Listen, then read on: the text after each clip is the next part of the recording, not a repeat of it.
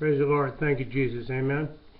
We got time for a quick one here. I felt that I should go right into this after the last video, so we get a good contrast of what I believe has been taking place and what needs to come to an end, so that we can begin to be made one. I in you, and you in me, and they in us. So what, amen, Jesus, is the opposite of this?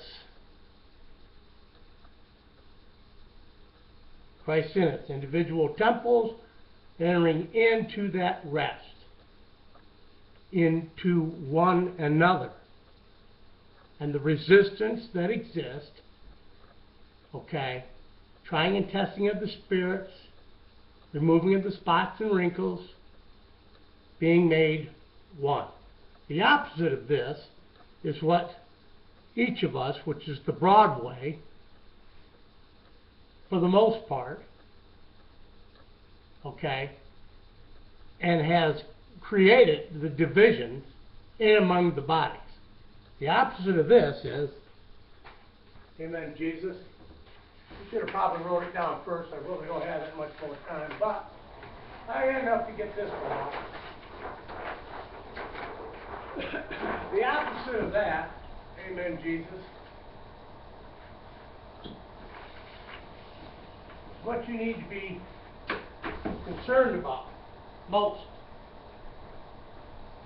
The opposite of that are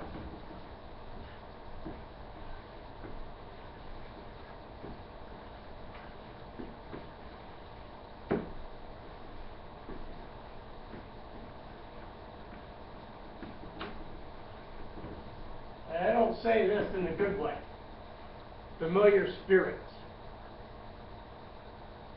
I'm referring to this in reference to Peter in the garden.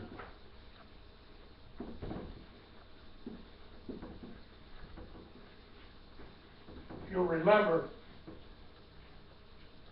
Peter had a spirit too. And the Lord explained to him, Peter, you know not the spirit that's in you. Spirit of man. This is where these familiar spirits come from, because they're the easiest, the least resistant to us. Why? Because of the spirit of man in us.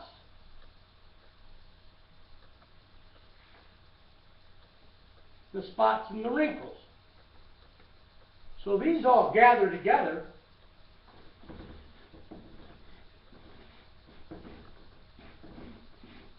which I call the sons of darkness.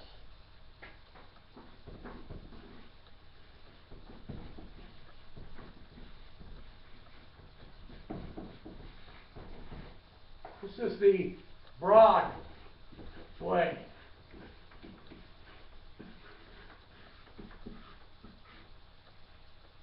The other side of this, the resistance, the learning to come into a oneness with one another, okay, and the removing of the spots and the wrinkles is the narrow way.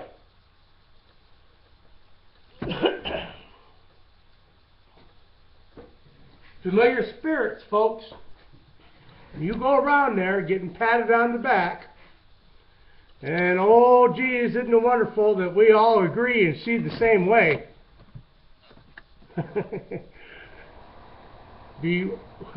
Beware, okay, when you come into, when all men, what is it about all men? It says, think good of you. Okay, so what we want, what our nature is that we want to collect these familiar spirits so we can feel good about ourselves, when the opposite is the truth. We have to learn how to lay down our lives to one another, and that resistance is strong. We don't want to do that. We don't want to accept the fact that my brother or my sister okay, may understand and know something that will help me to understand and know something in a greater revelation, in a greater understanding.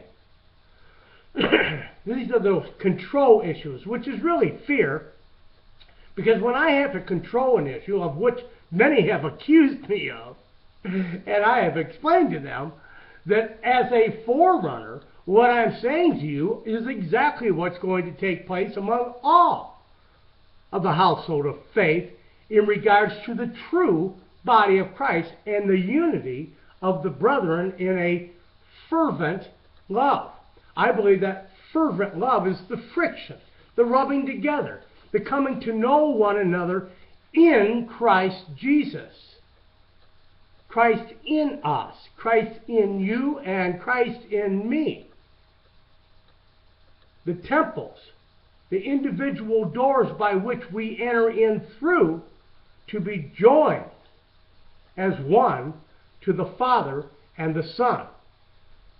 This is the laying down of those lights of which open up that door, okay, to allow my brother and my sister to enter in. And the same is true of those who allow their lives to be laid down so that that other brother or sister might enter in.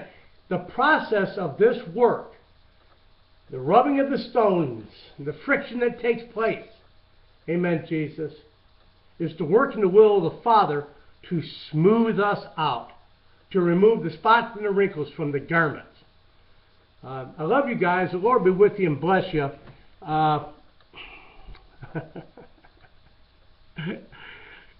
Jesus, I do not claim to be unique in this. Okay, as many of you. Oh, you want us to come through you?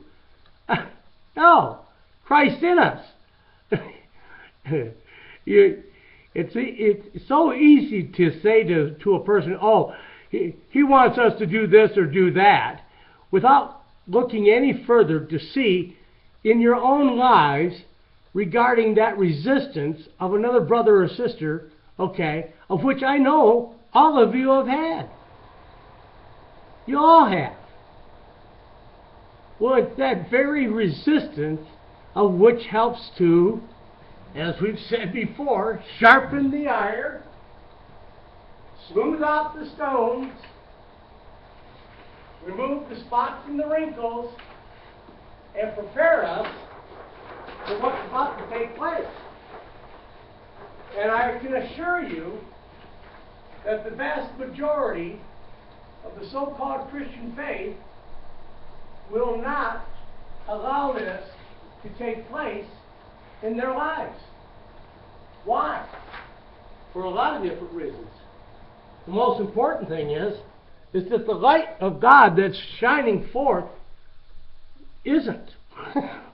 Most of them are still unlit candles, the spirits, the familiar spirits of man. And then we can get into the varying degrees of the walk of faith of which we shared before, which are typical of our natural bodies, which is the revelation regarding the temple. So, the Lord be with you and bless you in Yeshua's name. Amen. Look out for them familiar spirits. Praise God. They're just like you, and they agree with you. Woe unto you. Amen.